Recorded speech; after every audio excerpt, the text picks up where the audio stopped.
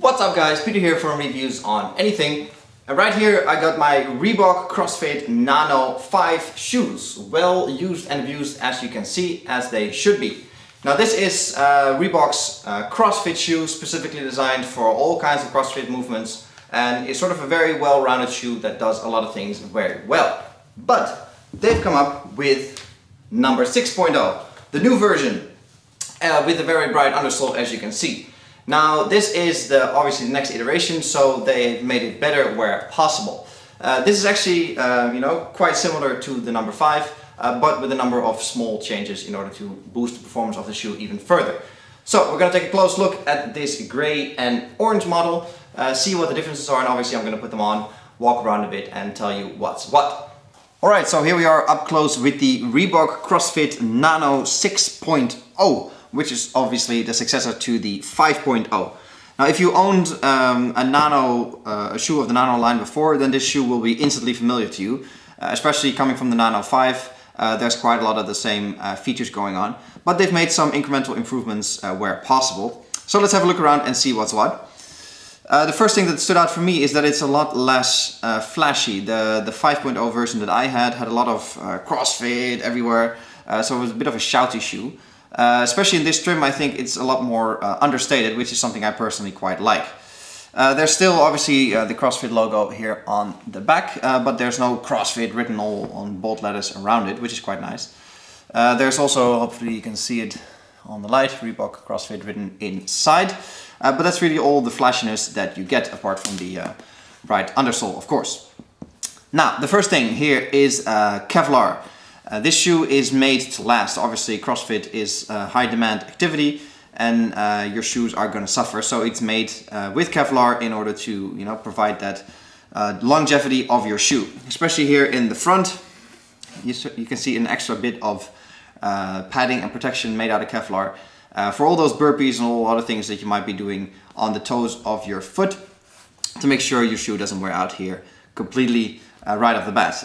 There's also some nice ventilation going on here, obviously, and as you can see, the front is just nicely rounded, so it's not a running shoe per se. That always has the little lip going over. On the side here, logo, not much going on there. The bottom of the shoe, obviously made for different disciplines. This is obviously the traction part that you get for sprinting, jumping and so on.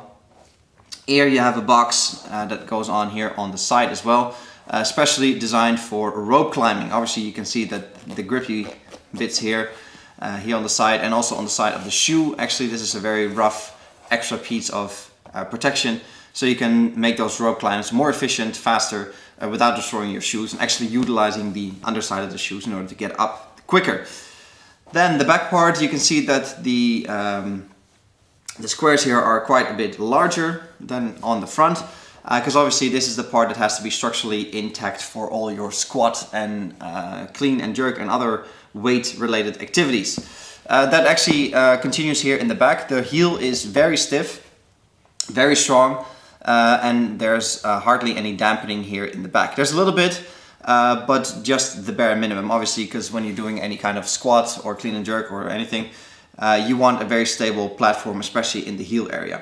Job well done here. It's very stiff, very confidence inspiring, and you can make sure to do your deadlifts and squats and overhead work and everything with a lot of confidence that the shoe gives you. You stand very solid, and you have a good solid platform to lift from. Then here on the back we have a little loop. Obviously that is to pull your shoes on a bit firmer and quicker without having to fully loosen everything going on in here, which is actually something we've seen on other Reebok shoes as well. So maybe they're actually implementing this across the board, which is something I actually quite like.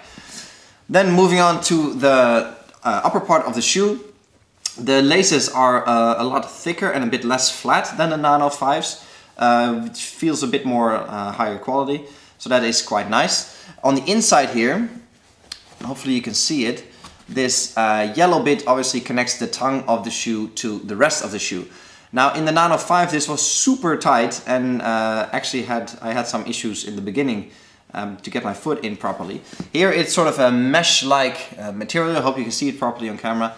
And it has a bit more stretch into it, so it actually makes it a lot easier to get the shoe on. and it actually makes it more comfortable because the material here on the top of the shoe, on the tongue, is a bit softer and a bit more pliable as well. So actually I found this shoe more comfortable than the Nano 5s that I owned before this. That is really all there is to see on the outside. Obviously you got the Nano 6 type designation back there, but that's really all it is. Now, what do I make of this shoe is the big question. I use this shoe in a variety of circumstances. Obviously I'm a personal trainer in daily life, and I like to train my clients outside. So that's usually where I wear this shoe.